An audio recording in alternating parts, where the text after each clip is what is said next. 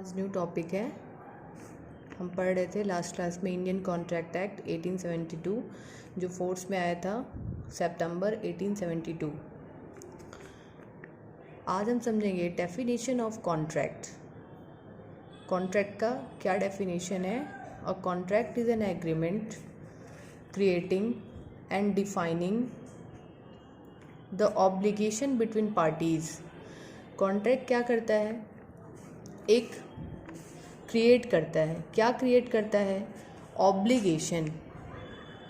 Obligation means मैंने बताया था आपको, ऑब्लिगेशन मीन्स क्या होता है? ड्यूटी।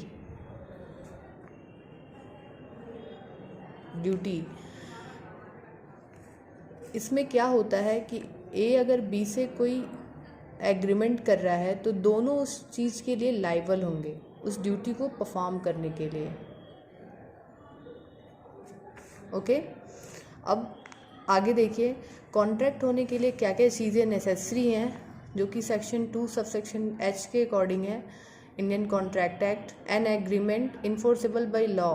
कॉन्ट्रैक्ट होने के लिए एक एग्रीमेंट होना चाहिए और उस एग्रीमेंट को अगर हम इन्फोर्स करा सकते हैं, लॉ में जाके, कोर्ट में जाके अगर इन्फोर्स करा सकते हैं, तभी वो एग्रीमेंट आपका क्या माना जाएगा? कॉन्ट्रैक्ट माना जाएगा। ठीक है, ओके। अब देखिए, एग्रीमेंट सेक्शन 2 सबसेक्शन ई में बताया गया है। एग्रीमेंट में क्या क्या रिक्वायरमेंट होती है? फर्स्ट, मिनिमम 2 पार्टीज होनी चाहिए, आइडेंटिटी ऑफ माइंड होना चाहिए, प्रॉमिस होना चाहिए। आइडेंटिटी ऑफ माइंड मीन्स क्या होता है? Same things with the same sense. मतलब हम जो कह रहे हैं सामने वाला वही समझ रहा है। अगर हम ए अगर बी से कह रहा है कि मेरे पास एक घोड़ा है, क्या तुम्हें घोड़ा चाहिए? बी ने कहा हाँ घोड़ा चाहिए, लेकिन मुझे ब्लैक हॉर्स चाहिए। ठीक है, बट ए के पास वाइट हॉर्स है और बी ए उसको बेचना चाह रहा है, बट बी इस चीज़ से नहीं समझ पा रहा है कि इसके पास तो वाइट है लेकिन मुझे चाहिए ब्लैक। तो ये क्या है? ये सेम थिंग्स आपके माइंड में नहीं आ रही हैं, तो ये एक एग्रीमेंट नहीं होगा। यानी एग्रीमेंट होने के लिए same things with the same sense होना चाहिए। हम जो सामने वाले को कहना चाह रहे हैं और सामने वाला जो समझना चाह रहा है, वो दोनों चीज़ें सेम होनी चाहिए, तभी वो एग्रीमेंट कहलाएगा। प्रॉमिस होना चाहिए।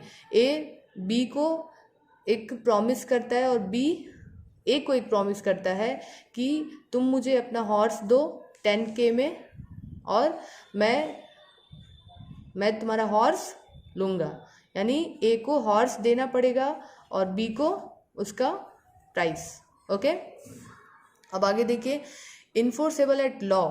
इन्फोर्सेबल एट लॉ अभी मैंने बताया, अगर कोई एग्रीमेंट इन्फोर्सेबल एट लॉ होता है तभी वो कॉन्ट्रैक्ट बनता है। ओके, जैसे एक एग्जांपल ले लेते हैं। सपोज बी है और सी है। बी ने सी से कहा कि तुम संडे को मेरे घर पे आओ और हम क्या करेंगे, एक मूवी देखने चलेंगे। सी ने उस चीज़ के लिए एग्री हो गया है, ठीक है, एग्री डेट पॉइंट पे हो गया, ठीक है मैं संडे को मिलूँगा। बट सी किसी कारणवश नहीं आ पाया, तो क्या बी उसके लिए कोर्ट जा सकता है कि तुम तो प्रॉमिस किए थे, तुम नहीं आए? नहीं, क्योंकि ये कैसा एग्रीमेंट है? ये सोशल एग्रीमेंट है। ये कैसा एग्रीमेंट है? सोशल एग्रीमेंट है। ओके, यानी ये इसके लिए नहीं जा सकता। लेकिन यहीं अगर मैं अमेजोन से एक टीवी ऑर्डर की 40K में, ओके, बट अमेजोन को मैंने पेमेंट कर दिया, बट टीवी डिलीवर नहीं हुई, तो क्या इस केस में मैं कोर्ट जा सकती हूँ? बिल्कुल जा सकती हूँ। तो ये क्या है?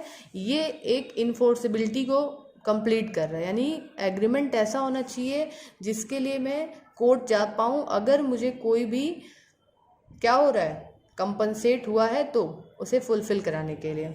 ओके, नेक्स्ट देखेंगे, necessary element of a valid contract. Valid contract होने के लिए क्या क्या एलिमेंट्स की रिक्वायरमेंट है?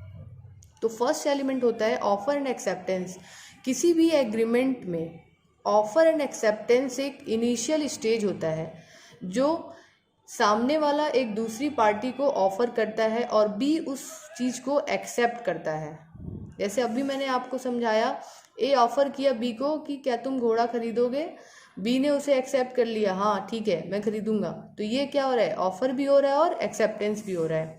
अब समझेंगे क्रिएटिंग लीगल रिलेशन, ये क्या होता है, ये इस केस में एक लीगल रिलेशन क्रिएट हो गया कि अगर ए अपने जो भी कमिटमेंट किया उसको अगर फुलफिल नहीं करेगा तो बी उसके लिए कहाँ जा सकता है, कोर्ट में जा सकता है, लेकिन सोशल एग्रीमेंट में कोर्ट में नहीं जाया जा सकता, ठीक है, ओके।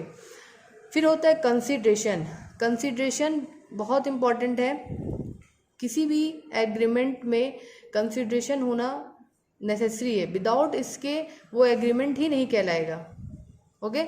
इसका मतलब होता है समथिंग इन रिटर्न, आप जो एक दूसरे से कह रहे हो उसके बदले आपका इंटेंशन क्या है, वो इंटेंशन मनी फॉर्म में हो सकता है, ठीक है।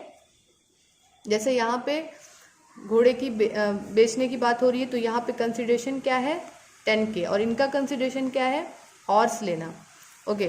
फ्री कंसेंट होना चाहिए, फ्री कंसेंट मतलब आप जो भी कर रहे हो वहाँ पे सामने वाले का कंसेंट फ्री हो। कंसेंट फ्री का मतलब आप उसे डरा धमका के उस चीज़ के लिए एग्री नहीं कर सकते, अगर ऐसा कर रहे हो तो ये गलत है, ठीक है, ये बाद में जाके इन्फोर्सेबल नहीं करा पाओगे उस चीज़ को, ठीक है।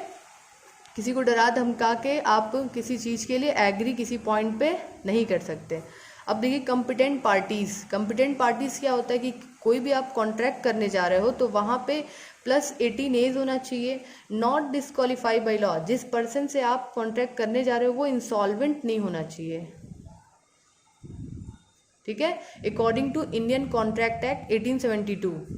साउंड माइंड होना चाहिए व्यक्ति, उसके पास सोचने समझने की शक्ति हो, ठीक है, वो पागल नहीं हो, साउंड माइंड होना चाहिए, ओके। थैंक यू क्लास, आज के लिए इतना ही रखते हैं। अगर समझ में आएगा तो कमेंट करिएगा, और अगर कोई प्रॉब्लम होती है, आपको किसी पॉइंट पे समझ में नहीं आ रहा है तो आप मैसेज करिएगा, मैं रिप्लाई करूँगी। Thank you class.